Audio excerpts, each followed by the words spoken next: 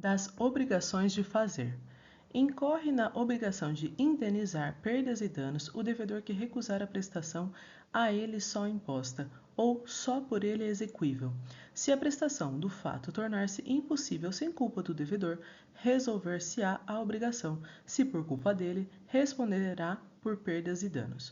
Se o fato puder ser executado por terceiro, será livre ao credor mandá-lo executar à custa do devedor, havendo recuso ou mora deste, sem prejuízo da indenização cabível.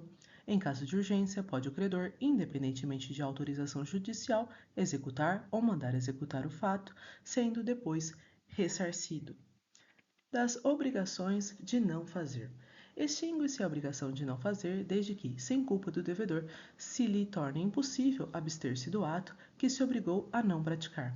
Praticado pelo devedor o ato cuja abstenção se obrigara, o credor pode exigir dele que o desfaça, sob pena de se desfazer à sua custa, ressarcindo o culpado perdas e danos. Em caso de urgência, poderá o credor desfazer ou mandar desfazer, independentemente de autorização judicial, sem prejuízo do ressarcimento devido. Das obrigações alternativas. Nas obrigações alternativas, a escolha cabe ao devedor se outra coisa não se estipulou. Não pode o devedor obrigar o credor a receber em parte em uma obrigação e parte em outra. Quando a obrigação for de prestações periódicas, a faculdade de opção poderá ser exercida em cada período. No caso de pluralidade de optantes, não havendo acordo unânime entre eles, decidirá o juiz fim do prazo por este assinado para deliberação. Se o título definir a opção a terceiro e este não quiser ou não puder exercê-la, caberá ao juiz a escolha se não houver acordo entre as partes.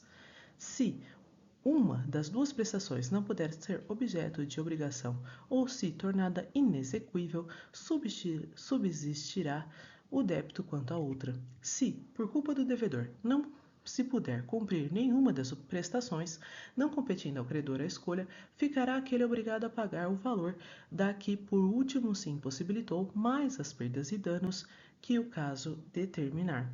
Quando a escolha couber ao credor e uma das prestações tornar-se impossível por culpa do devedor, o credor terá direito de exigir a prestação subsistente ou o valor da outra, com perdas e danos, se por culpa do devedor ambas as prestações se tornarem inexequíveis. Poderá o credor reclamar o valor de qualquer das duas, além da indenização por perdas e danos. Se todas as prestações se tornarem impossíveis sem culpa do devedor, extinguir-se-á a obrigação. Das obrigações divisíveis e indivisíveis. Havendo mais de um devedor ou mais de um credor em uma obrigação divisível, esta presume-se dividida em tantas obrigações iguais e distintas quanto os credores ou devedores.